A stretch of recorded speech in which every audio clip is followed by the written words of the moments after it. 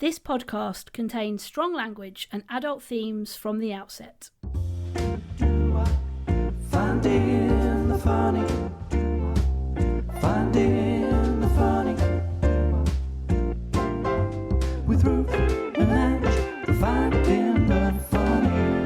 Right, I've got a question for you, but somebody on Instagram over the weekend asked you this question, but I thought we'd do it for the whole listeners. I was really excited to ask you this. I think I know what you're going to ask me. Do you think there are more wheels or doors in the world? I knew you were going to ask that. Where I mean, has this this has gone gone shit? shit. This has gone shitting crazy, hasn't it? Really? Who cares? Ange! Well, why? Why do you need to know? I need to know these are important factual questions. I mean, I think, to be perfectly honest, this is getting on my shitting tits. Wheels and fucking doors. But you think it's wheels, don't you? I think it's wheels. I think it's doors. Well, there we go then. Why do you think it's wheels? Wheels. I think there are lots of hidden wheels that you might not think about when you're taking into account whether there are more wheels or more doors. Because you think like some furniture is on wheels. Yes. Chairs, office chairs, wheels. Wheels. You think how many wheels are on office chairs and how many office chairs there are going to be in numerous buildings. Yeah. Yeah, because I suppose you just think, like cars. And suitcases. Exactly. Four knee-up wheelers. The other thing that somebody said on Instagram that I saw that has got hidden wheels. Heelys. Heelys. So that's 2 more wheels in the world. Plus you get spares when you buy your Heelys. Yeah. Also, think about all the little toy cars that have all got wheels on. Shit, yeah. You know, you've got all that shit to consider. Trains. I bet nobody's thought of your trains. Planes. Planes. Automobiles. Automobiles. Great film. Yes. Absolutely great film. Classic. Yeah. Yeah, there's a lot of... Yeah, I see what you're saying. But then, the flip side is, think of all the houses in the world. Yeah. Think of all the office blocks in the world. High rise. Think of all the lifts in the world. Yeah, but I still think you're going to have more wheels. And advent calendars. Right. No, you can't class those in the doors. That is a door. You say I open a door every day. Ange, no. What is it then? A door is something you walk through, or you have to. No. Yes. So you don't say what door have you opened, or I've got 3 doors to open on my advent calendar. I'd say what flap are you on? No, you don't. I do. I call them flaps. You open your flaps every day. Yeah. What flap are you on today, Patty? It's the month of December, and she's just opening flaps left, I'm right, just and flapping centre. all the time. But they are doors. Yeah, I know, but come on. No, I know. And that is a door. Yeah. That is a door. Fine, okay, you can class it as a door. I still don't think there are more doors than there are wheels. Really? Wheelie bins. How many shitting wheelie bins are there? Well, you don't have wheelie bins in your borough. We do, just for garden waste. Oh, yes, that's garden right. waste bins, garden waste wheelies. only. Everything else is shower shit. This like viral where has it come from? Thing started. If you know, can you let us know? Can you get in touch with us? There's loads of ways that you can find us. There is. You can find us both on Instagram. I'm at Ruth Corden. Ange is at Ange Corden. And you could, sorry, I was just looking at a note from Joe. Yeah, I was looking at that. Note. About the fact that a car has 4 wheels but 5 doors. 5 doors, you see. Yeah. You see? So doors. No, I think still Joe's wheels. going doors. No, still wheels.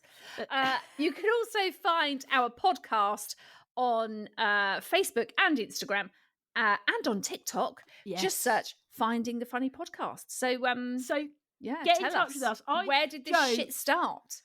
But Joe, do you think doors then? I think by the fact that he's put that comment in the box, I want to see if Joe thinks he's typing. Joe is typing. Joe is saying instinctively wheels, but having thought about it, doors. Yeah, I think that's true. No, I think you're both wrong. I do think that is true. You're both wrong.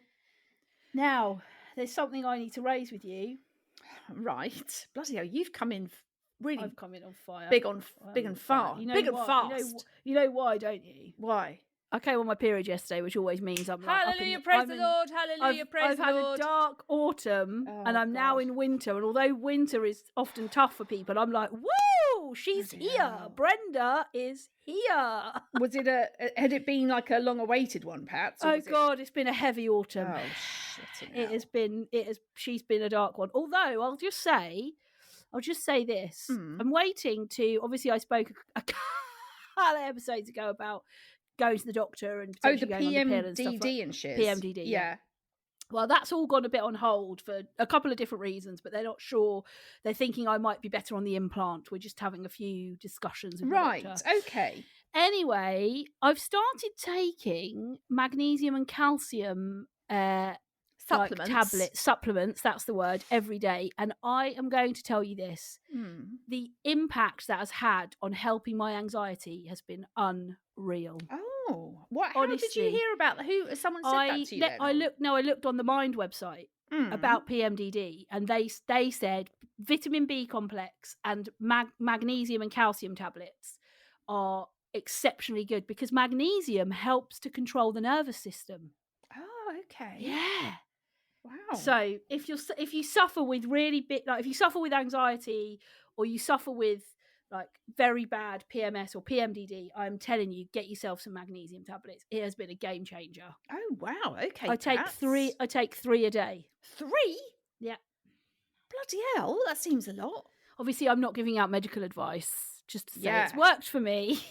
It may not work for you. I'm not a doctor, but the Mind website, which is obviously well documented to be a very good source of information about mental health, they recommend it too. So you take, what is everything in one tablet or it's separate? So so the magnesium and calcium is in one tablet, right? And then the vitamin B complex is one on its own. And you take 3. I take the B complex. You just take 1. Oh right. The calcium, magnesium, I take 3 a day. You have to take them with breakfast, so I take them all in the morning. Wow. Yeah. Bloody hell, that seems like so. Anyway, that's why I'm right on my game because Brenda has finally showed up. Well, let's just so be I'm grateful now for like sas-tastic in a different way to before she arrives. Okay. Well, so what is it you got to bring to me then? Right. You were incredibly smashed. Right, and every time I dare step out my front door, all you do is go out. All you do is go to swanky places. No, that's all bollocks. You do. You have totally made that into a big Pat. It's not when you step out of your door. It's is. when you go on the gram, fannying around about the fact that you're at the Corinthia, or you're at the Ivy, or you're all these other shit. That's what it is. I couldn't give a shit when you step out your front door and whether you go to B&Q or to a garden centre. It's when you're going, oh yeah, I'm at the Ivy again, so I'm having lots of cocktails. No, you told me that I'm getting tea smashed a lot. Well, I think you did. It was like that for a few weeks, and you just got to own that, Pats. Yeah, exactly. My little outing at the weekend wasn't flashy, wasn't swanky. Yeah, Ange, you were. Do you know what? We're not advocating getting stupidly drunk, by the way. But do you know what? I didn't even like. It wasn't like I was like out to get on it. I was just out. You must have been on it though. But it was like I had this bloody amaretto like the last night. You said that in your story. Yeah. Oh my god. I was fine until I had that amaretto. It's because like someone had poured it for me and I was nicely sipping away, having a great time. Then my taxi arrived and I'm like, shit. And I was actually sat with Alice, who the fuck is Alice? Do you remember Alice? We talked about Alice before. Yeah, she got her tits out in a curry house. I mean, this is way back. You know, if you're not aware of Alice, you've got to go back. But yeah, she doesn't like squash and she got her tits out in a curry house. She's got amazing breasts. Yeah, and that's basically Alice. Alice, yeah. And she's just absolutely lovely. I absolutely love her. So I was actually sat with Alice at the time. Right. And taxi, I got a call to say my taxi was there. I was like, oh, shit. And then Alice said to me, she said, oh, I'll drink that if you. And I went, no, Alice, this is mine. Down. Yeah. That was it. Yes, mate. See you at the bottom. And I actually. See you at the bottom. I actually said to Alice, I am going to regret that. Yeah. Anyway, you got to do a ham ram. No ham ram, had chicken. I had to cham it.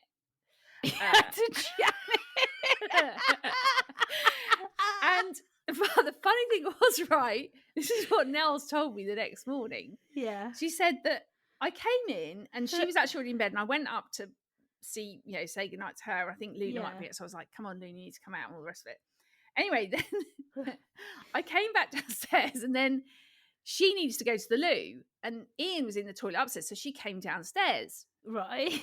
She went to the toilet, right, came back out, and she said that I was on my knees. On your knees? On my knees with my head on the sofa.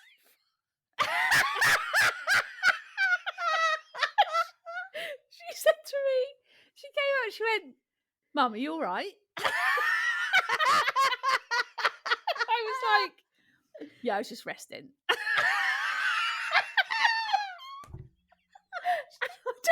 I do not remember any of it. Amazing. I actually think, because you remember the last time? I know.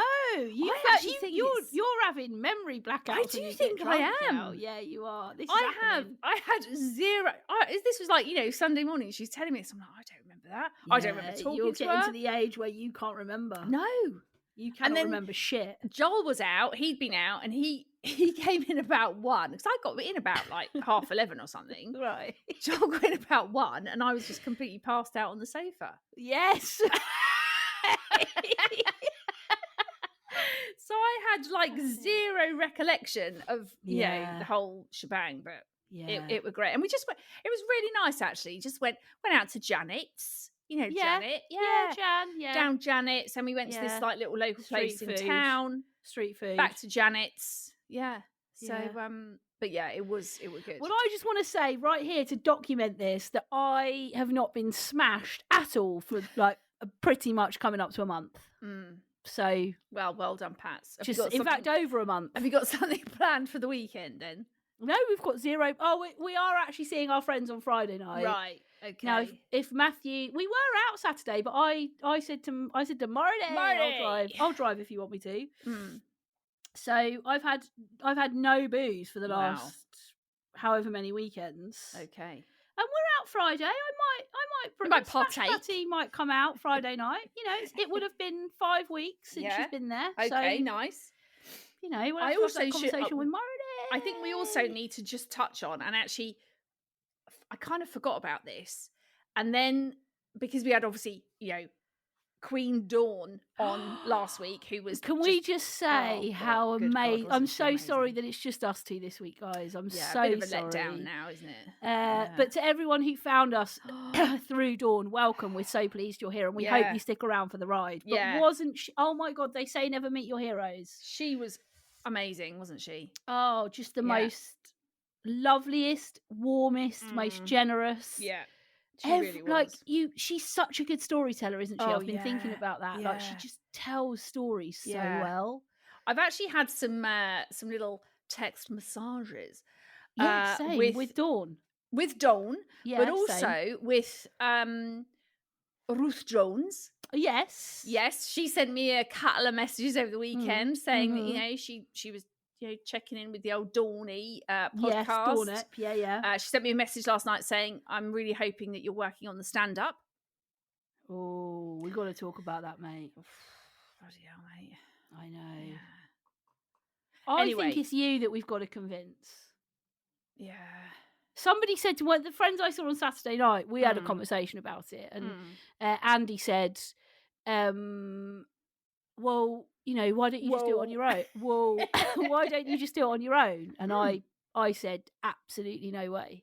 Really? No way. No. Oh, I thought you'd be straight in for the I'm going solo. No, mate. For all that you think that, I am funnier when I'm with you. No doubt about it. There is absolutely no doubt about it that you help me to find the funny. Find the funny, yeah. And there's no doubt about that at all. I thought you'd be like, yeah, it's all right, Ange. See ya. You just stay safe. I'm going big time. No. Well, I think even if we did it right and we just said, right, we're going to find a random comedy club and we're going to do 5 minutes, I think it would be like, we talked a couple of weeks ago about roller coasters. I think it would be the exact same feeling. Yeah. I think we would be in the wings going, can't do this, I'm going to throw up. I'm running away. And we'd come off and go, oh my God. Yeah. Let's write a full set. Let's do a tour. That was absolutely epic.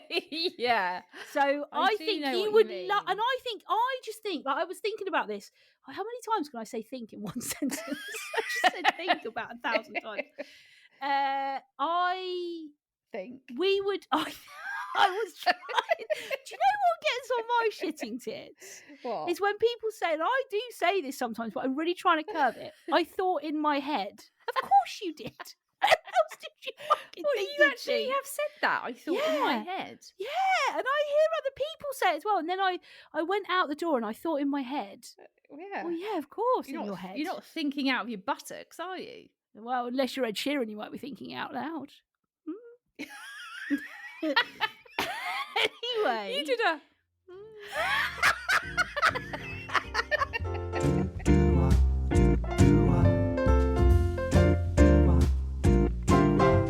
All right there, Pat. All right, patois. Now then, how does a free wine sound? Mate, if I can get a smashed patty, we are not saying that people should get smashed patty on this wine. Exactly. We need to drink responsibly. And let's be classy. Let's be classy. But I'm always up for a bit of the old Van Rouge, Van Blanc, Van Rosé. Exactly. Well, Pats, it's the perfect time to try your new favourite wine club, Wine 52, for free.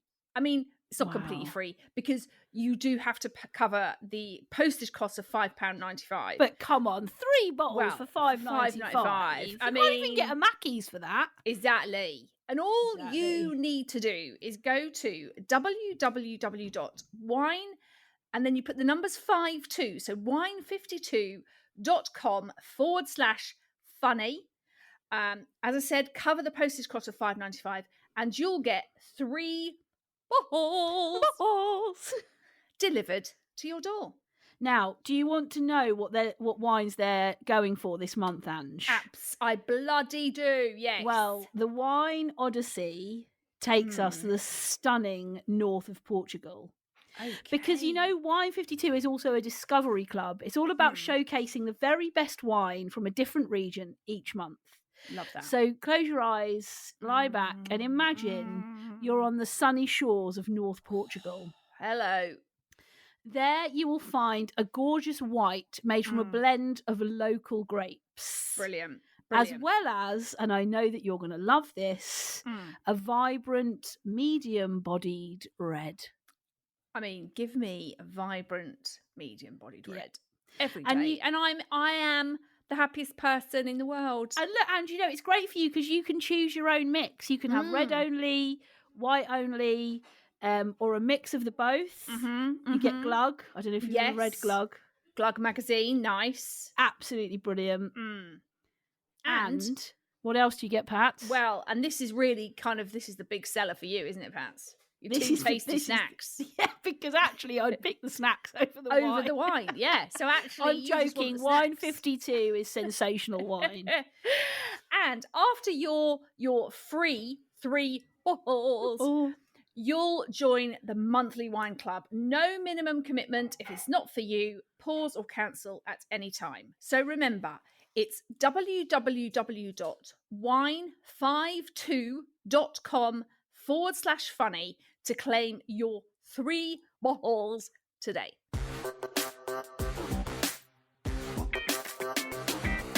Urban Dictionoir. Urban Dictionoir. Urban Dictionoir. Urban Dictionoir.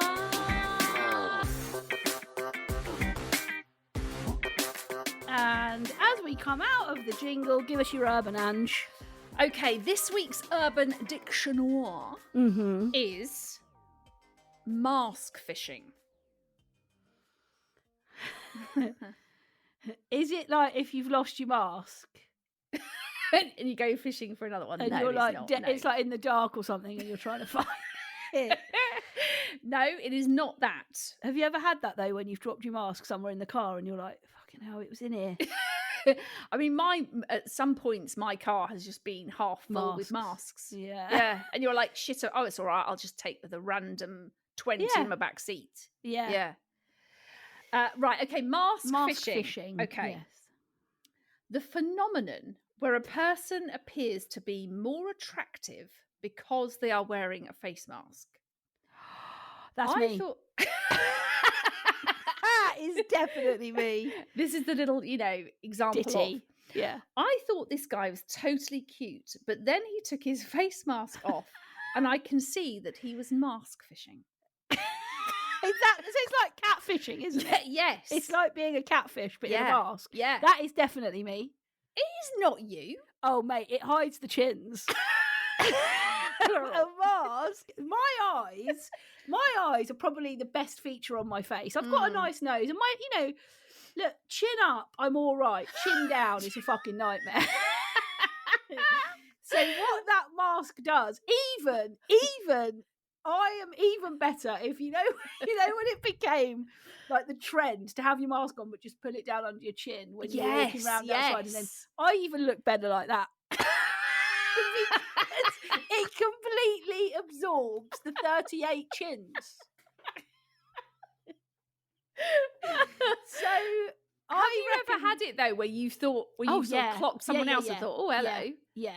And then without question and without a shadow of a doubt. Yeah. Because lots of people have beautiful eyes, don't they? Yeah. Have really lovely eyes that draw you in, are a great colour, are a great shape. It looks nice with their hair. And so you think, oh yeah. All right. Look at those. Look at those. Yeah. Oh yeah. Oh God, no. No. The teeth are a mistake. I'm not sure when they last brushed them. Yeah. Matthew's mum once said they were watching Family Fortunes. This was years ago when this woman came on with this hairdo, and Matthew's mum said, oh God, the hair's a mistake. And Matthew was about 8 at the time and said, how do you know? So we say a lot if something we're like, oh God, the hair's a mistake. Yeah. But that somebody that is brilliant, isn't it? The same as catfishing. Yeah, mask fishing. I thought that Have you had it where you've clocked someone? Didn't we have this when we went to Cornwall with James, when we went to that restaurant? I feel like this happened yes, we did. There was someone serving us. It was one of the waitresses, and we were like, she's really attractive, and then she walked away and took her mask down, and we all went, oh, actually, maybe not. I think actually James said, yeah, but you don't know what's under that mask. Yeah. And then down comes the mask, and he was like, see, told you, always got to be aware of the mask fishers. Yeah. But I do quite like you say, I quite like it when you can only see eyes. Oh yeah, there's something quite like that. Yeah, sort of a bit mysterious, very sexy, isn't there? Yes. Like, just being able to see somebody's eyes and hair. And I think it does make you look into people's eyes more.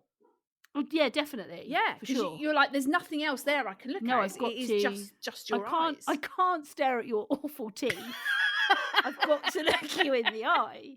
But also, do you think that I think there could be the other way round, that you see someone in their mask and go, oh, and then they take their mask off and you're that's true, actually, like a big reveal. Oh God, they've got an amazing smile. Yeah, amazing lips. And their face altogether looks absolutely beautiful. That's actually a very good point, Pats. Yeah.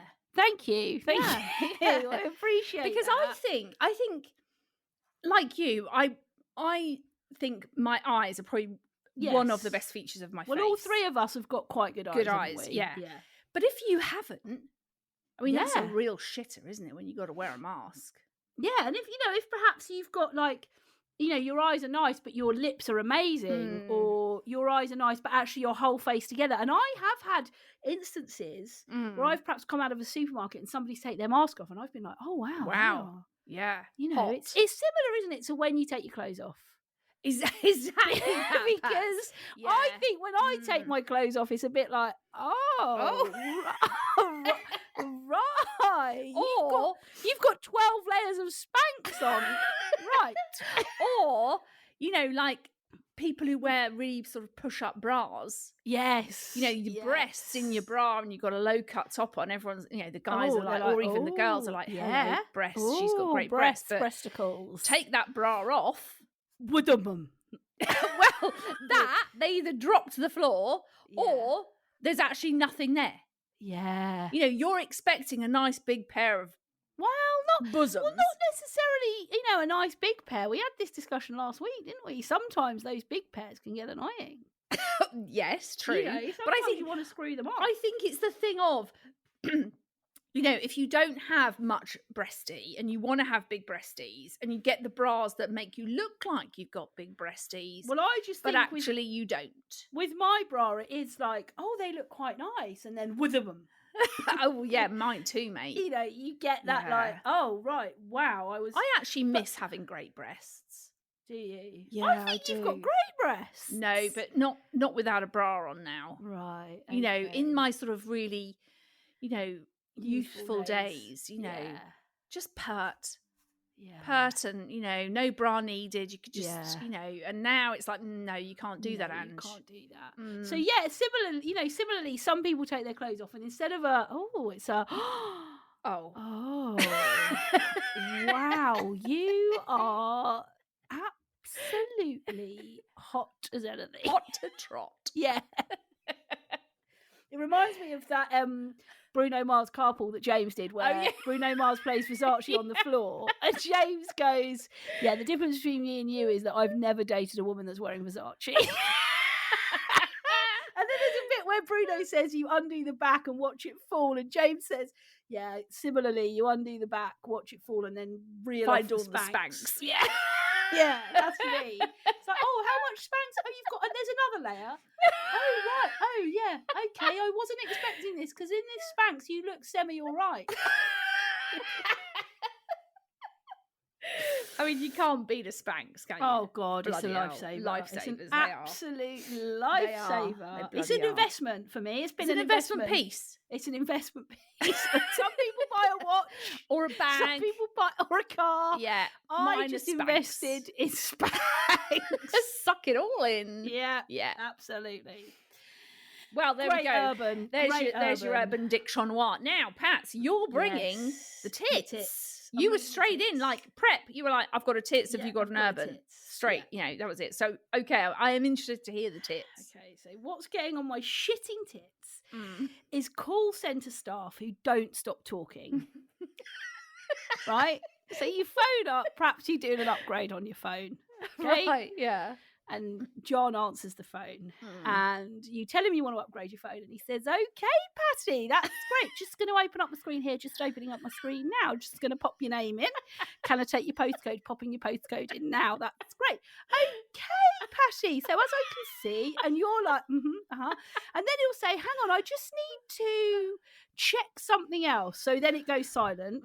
Just checking something else on the screen now, Patty. Just popping that in for you there. Honestly, it's like, that is so true. I don't need you to tell me when you're opening a new box on your screen and popping something in. Also, there isn't a single call centre staff that doesn't say at some point during a fucking call, I'm so sorry, my system's being very slow today. Fuck off. Like, it's so annoying. Like they are very awkward of the silence. So they feel like they've got to be talking to you all the time and telling you exactly absolutely everything they're doing. Yeah. Yeah. It is. It is very annoying. And I know that call centre staff will be giving us, you know, they've got to fill some of the silences. I know that. And it's like, I don't mind it if somebody says to me, oh, like, what have you been up to today? Or like, it's when it's all of the, like, just opening the screen now, just popping in your postcode, popping in that, popping in when you've got your phone, just going to pop that in there. Can you tell me your date of birth? Popping in your date of, born in 82, popping that in there now. Oh my God. Also, I'll never forget once, a couple of times I've been with James and he's had like a cold call or something, and both times. So this one time I will never forget. James answered the phone, put this guy on speaker, and the guy said, I want to do a 50. I've got a question I want to do with you. It will definitely take no longer than a minute. So James, obviously being James, was like, okay, your minute starts now. It got to like 55 seconds. And James said to the guy, just to let you know you're at 55 seconds. And the guy went, oh, it'll perhaps be a bit over a minute. And he went, oh, you should have thought about that then, shouldn't you? Because you promised me it would be no more than a minute. So if you're at question 8 now and you've got to get to 10, you've got to factor that in. Anyway, the guy carried on talking, and then James just went, there was a big long silence. James just went, I think I've fallen in love with you. This guy on the other end of the phone went, sorry, what? And he said, don't go. And the guy was like, I finished my questionnaire. He said, please don't leave me. I mean, he must have been freaking out. It was so awkward. And then the other classic one that he did was somebody phoned him about double glazing, and James said, oh, no, yeah, I am really, really interested. I am, yeah. Can I take your home or your personal mobile number and I'll call you back at 6 o'clock tonight? And the guy went, don't you want people calling you about stuff like this? No, neither do I. See ya. But it's just I had to basically call a call centre a couple of weeks ago to talk about something, and honestly, when I say the guy told me every single fucking thing, he was popping in every single box, and I was just going on the other end, yeah. And I thought, I was thinking, wait for it. He's going to say, sorry, this is taking so long. My system's ever so slow today, and he said it, and then I thought, this is going in tits. And then I thought, it's a Monday. I know what's coming next. I know what's coming next. It's like me on a Monday morning. Oh, God, so predictable. What do they say, though, if you ring on a Thursday morning? It'll be something like... I'm getting prepped for the weekend. Yes! Yeah. You know, it's been a long week. I'm getting ready for the weekend. The system's very slow. This system's like me. It's Thursday, getting ready for the weekend. Wishing it was Friday. I mean, what do they do on a Tuesday? You can't have anything for a Tuesday. I'll just say, sorry, it's Tuesday. I can't give any reason for it. It's just Tuesday. So, yeah, and I was, as he was on the phone, I text you as soon as I got off the call, because I was like, that gets on my shitting tits. Filling the space on call centre chats. It's not necessary. That is brilliant, Pats, yeah. And actually true that is exactly what they do. Yeah. Very good tits, Patty. Very good tits. Love that. Joe's just put, this literally happened to me just before this record. So Joe also has first-hand experience. Right, Pats, we're into the old dickish. And we've had a great dickish behaviour in from Kimberly on Gram. And Kimberly says, back in the office, and someone has already microwaved fish. Why do people bring smelly foods to the office? And this is classic. This is classic. This is classic office behaviour that you kind of feel like for the last 2 years we haven't really had to endure. And now we are. We're back in the smelly fish world.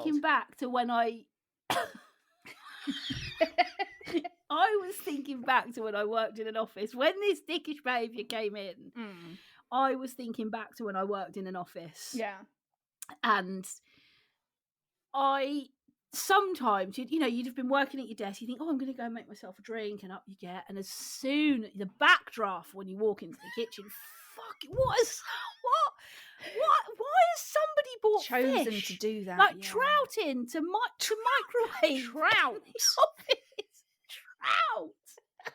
Why? Yeah. Do you know the other thing that's dickish about offices, right? When I used to work at I won't say where it was, but when I used to work at this one particular place, nobody, and I mean nobody, could wash up their own shitting stuff. Yeah, absolutely with you there, Pat. That is dickish. Yeah. I'm relatively untidy, I know that. Yeah. But if I am in a shared space or somebody else's space, I will be exceptionally clean and tidy. Yes. You kind of almost overcompensate. That's called respect. R-E-S-P-E-C-T. Find out what it means Wash to up your fucking mugs. Honestly, sometimes there'd be like a pile in the sink come 10 to 5. Yeah. Everyone just goes, someone else has left theirs, I'll just leave mine. Well, no. Also, sometimes it would be in a bowl of rank water. Yeah. Oh. Disgusting. Yeah. I think there should be disgusting. There should be like a kitchen office etiquette, and that should apply even to the type of food you can cook. Definitely. You know, you shouldn't be cooking fish. You shouldn't be cooking eggs. You shouldn't be cooking cabbage. Anything that cabbage. Oh God, cabbage. But also think of the wind. The person. Oh God, exactly. After they've had cabbage. Well, and eggs. Why are you eating that in the office? Exactly, Pat. Just bring in a ham sandwich. Yeah. Why are you dicking around with trout and eggs and cabbage? and if you don't eat ham, bring cheese. If you don't eat dairy, well, I'm really sorry. Then have a bit of bread. Just have a slice of bread. Just bring yourself a couple of almonds or something. Just a handful of almonds will get you through. You'll be fine. Yeah, but honestly, so I worked with Margs for a bit. Was she smelly? And no, she was the kitchen fairy. God, the amount of times I'd come in. And she'd be at the sink. And Mum would be, dried up. I'm like, Mum, what are you doing? Well, it was the right tip in here. Yeah, because everyone knows Marg will do it. Marg's in later. She'll do that. She used to take all the tea towels home to wash. Well, that's our Marg. She used to buy all the tea. She used to buy all the tea and coffee and go around. It would be amazing though, because sometimes you'd come in and there'd be a IOU note on the desk, and it would say, "You owe me £4.50. Please pay today." And she'd printed a load of these off, so it would say, "You yeah." She's purchased teas and coffees, and everyone should be contributing to that, and some people do, some people don't, and then they run up a bill. Yeah, so she would keep a log of who, and so it would say, "You owe me," typed out, and then there'd be a line, and she'd write in how much, and then it would say, "Please pay," and then another line, and she'd put the date on if they were, because she'd take the money monthly. She'd have a kitty. She'd have a kitty. Yeah, so she had this proper tin, and sometimes it would just say, "Please pay today," in massive capitals and loads of exclamation marks, and then underneath, "You have not paid for 3 weeks," or whatever. She'd just leave them on people's. That is, I'm loving that about Margs. Oh yeah. She said, "Well, I'm not having it. I'm not paying out for all this thing." And then she said, I'll never forget when she said to me, she said, "Oh God, now people want me to get peppermint and licorice. Oh God, Somebody wants me to get chamomile. That.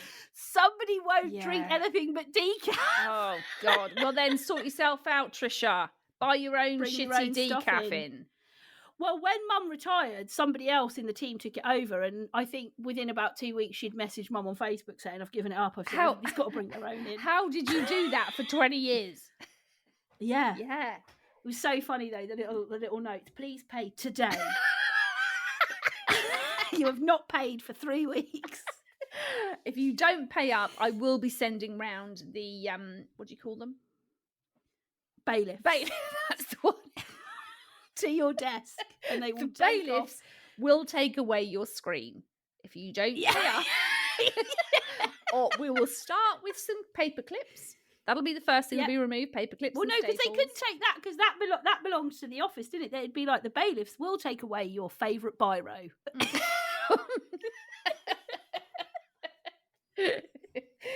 And don't think they won't, because you want to see the stash of stationery that I've got. Yes. From when the heavies have gone in. The heavies. Yeah. The heavies. Yeah, the heavies. Have you ever watched Can't Pay, We'll Take It, If You Can't Pay, We'll Take It Away? No. That show on Channel 5 is brilliant. It's all about bailiffs. Is it? It's brilliant. Yeah, it's so good. Yeah, but is it though? Can't Pay, Take It. Yeah, it's brilliant. Oh, you should watch it. Can't Pay. Find it on Channel 5.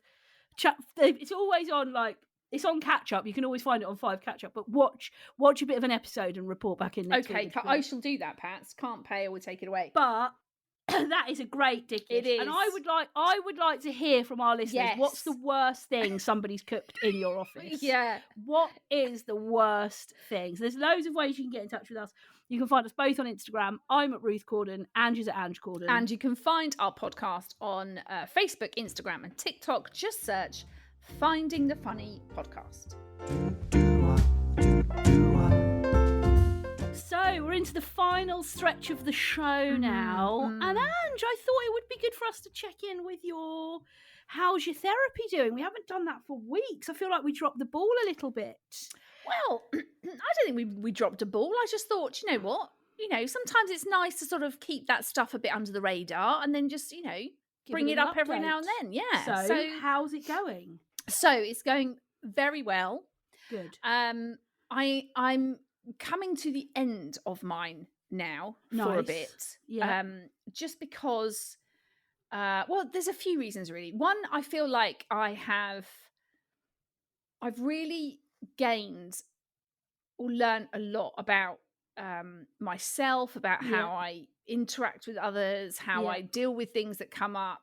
And I feel like I can really start to try and, sometimes in my sessions with Liz, we'll talk about something and then I'll kind of realize that it's something I'm doing. Like, I think that's the thing I've learned the most, is that I always look at situations sometimes and think that it's all their fault. It's all someone else's fault. Right. Yeah. And then I've kind of, as I've been talking through that, realized that my behavior probably plays into that a little bit. And I probably but I'm probably not helping the situation with the way I am with it or the way I react to it or whatever it might be. So I think and I always say to her, how do I change that, Liz? How do I? And she'll just say to me, and it's something that you just have to keep being aware of. Keep, being aware of what your behavior is, what someone else's behavior is, what that particular thing is about. And, it's not, you are where you are now after 46 years of doing this and being this person that you are, and that's not going to change overnight. It's going to take time. It's going to take your awareness of situations. And she said all you can do is just keep being aware of those things. She always says to me, it's quite nice actually, at the end of sort of every session, say goodbye, and she goes, Ange, stay curious. And I love the fact that I am beginning to be more curious about the way I think and the way I handle things. And I just think I'm at a point now where I kind of want to have a bit of time away from that and see if I can start adapting some things or changing some things, or just when those, things might come up in my life, how I handle it, and making sure I try and look at all of those things about me and about whatever the situation might be, and how I can better handle it. So that's where I'm sort of coming to now. And it feels like a good time to sort of take a bit of a break. And also the other sort of factor in that decision is that my daughter Nels has just started her own therapy. Amazing. Which I am super proud of her for doing. And as you know, it's therapy is great, but it's not cheap. It costs a fair bit. It's a real privilege to be able to do it. Totally to be able to do it privately is a real privilege. And I'm really really aware of that, actually, how fortunate I have been to do that stuff for myself, and now how we're able to sort of help Nels with that now as well. And so this has actually come about from my therapist, Liz, who knows someone that kind of deals more with sort of child and adolescent, therapies and things. So Nels is starting seeing her. She had her first sort of session with her last week. And I just feel like it's a good time for me to step back, but it's also, I really want to sort of try and be, I suppose, a bit available to Nels as well while this is happening for her. I think it would be good for me to. So that's kind of. And look, we should be in and out of this stuff all our lives. It's not like, totally. I've done 12 sessions and you're done. Yeah, exactly. It's like there are different. I've been seeing somebody for years, probably the best part of over a decade. I've been, seeing a therapist, and sadly, the therapist that I saw and loved died. I mean, she retired, and then she very suddenly died last year, and I remember being incredibly bereft by it, because some of the stuff that she helped me work through, and you saw her as well yourself, and this isn't something that we just do. It's something that is an ongoing learning, and the curiosity. But also, I think, those things, those things that you have done are it's not right or wrong. They're just coping mechanisms. They're the way we've survived. There will have been something at some point where you have felt like everything is your fault, or there will have been some childhood, memory where you've thought that you are completely to blame. And so your coping mechanism has become, well, I'm going to deflect that onto everyone else, because, taking responsibility, being vulnerable, accepting the things that we don't get right in relationships is really, really bloody tough. It's really hard. And to properly apologize, that there's so many I'm sorry, but you did this and this. When you say I'm sorry, there isn't a but after it. When you say I'm sorry, that it is, I've heard what you've said, and I'm so sorry I upset you. I'm so sorry that my behaviour was such a way that it made you feel like that. I'm so sorry. And that takes real like ongoing reflection. And it's like, it's like that conversation we had with somebody that's working with us recently. The great game to play, which she told us about, is, am I the arsehole? Going to somebody else, or going back to your spouse or your long-term partner and saying, am I the arsehole? Because when you did yesterday this and this, I felt like that. Does that make me that's such a great way to think about some your of your own kind of behaviours. And you've got to take it. If the person says, that makes you the arsehole, then you've got to go back to the original source and say, I'm so sorry. I realised I was out of order. I shouldn't have done that. I shouldn't have said it like that. And that is constant lifelong learning. Totally. Constant. And I think the thing that I've like, there's definitely some real like nuggets of wisdom that I've taken from Liz that I kind of, will keep with me. And I think one of the best things she said to me was, she said, Ange, I think the thing with you is you give out all your okay tokens to everyone else. Right. She's okay. He's okay. They're okay. And then you hang on to the, but I'm not okay. Yeah. And you hang on to that when actually sometimes they're not your things to hang on to. No. And you need to start actually going, right, some of this shit is mine. Some of the stuff I need to kind of keep and carry and deal with. But actually some of this is yours. And I'm not going to keep on just taking all this stuff and carrying it around with me, when actually I'm going to give you that I'm not okay token back, and you need to go and deal with that. Definitely. And I think that was like I'd never really thought about that. I'd never really realised that that's how I am a lot of the time. I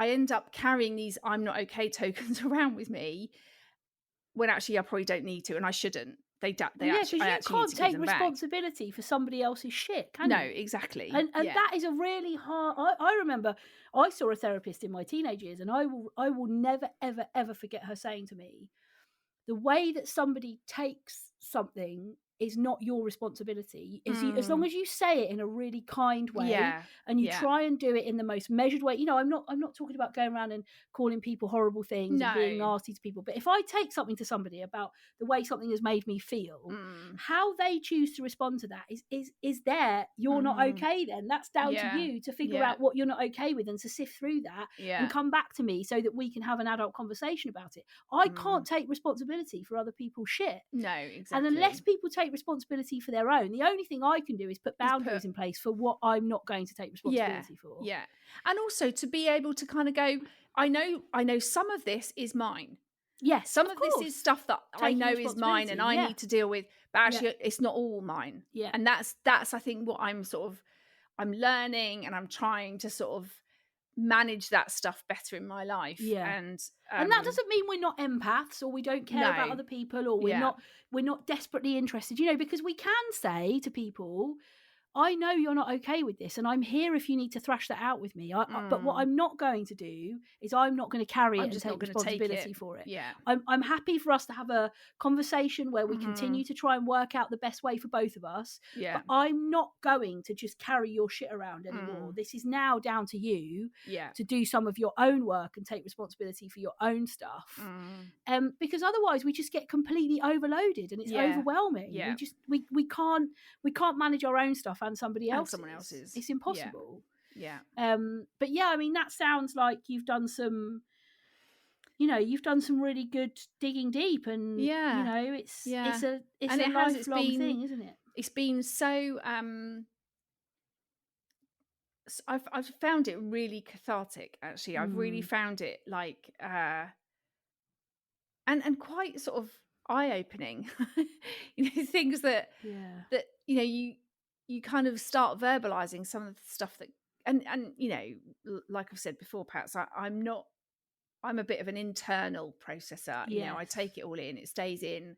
I try and figure out myself. I don't get very far. And I think what that space has allowed me to do is to actually start verbalizing some of the stuff I don't really talk to anyone about. And that has been so precious and so kind of almost life-giving. It's kind of made me kind of sit up a bit and go, okay, right, some of this stuff that I've carried around with me in my head or my heart or whatever it might be, I don't need to. I don't have to. And it has just been a really cathartic experience, and something that I most definitely will. And I really feel so happy that I met Liz. I really feel like now I've kind of got that relationship with her that I can say, right, do you know what, Liz, for a while I'm going to take a bit of a break. I'm going to have some time away, but at any point I can email her. I can contact her and say, actually, could I come and see you again? I'm so grateful for that and the relationship I now have with her. That I hope will carry on.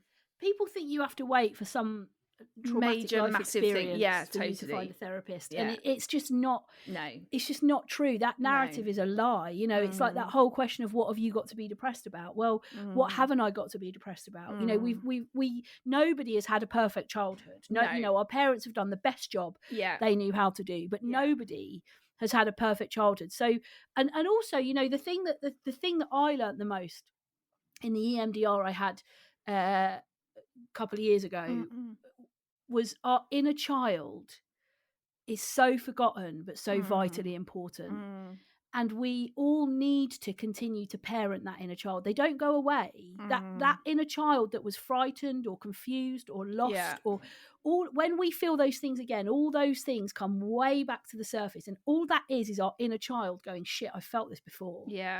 And we just have to talk kinder to ourselves. It's all well and good to give the narrative and the mantra to be kind to others, of course, but that starts with me nurturing with yourself.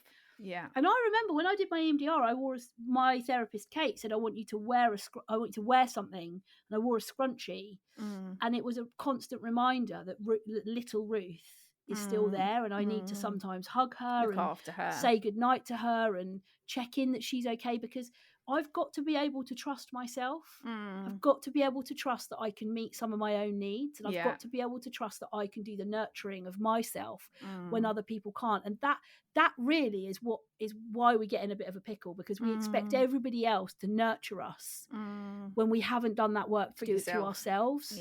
And we don't speak kindly to ourselves, and we don't say nice things to ourselves, so we can't believe it from anyone else. That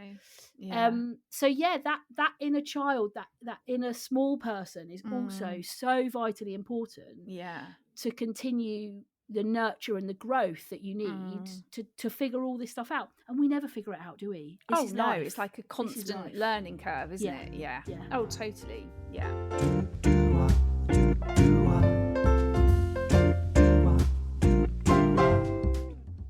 Well, look, here we are, end of another episode. Can't believe it. There we are. There's loads of ways that you can get in touch with us. You can find us both on Instagram. I'm at Ruth Corden, Ange is at Ange Corden.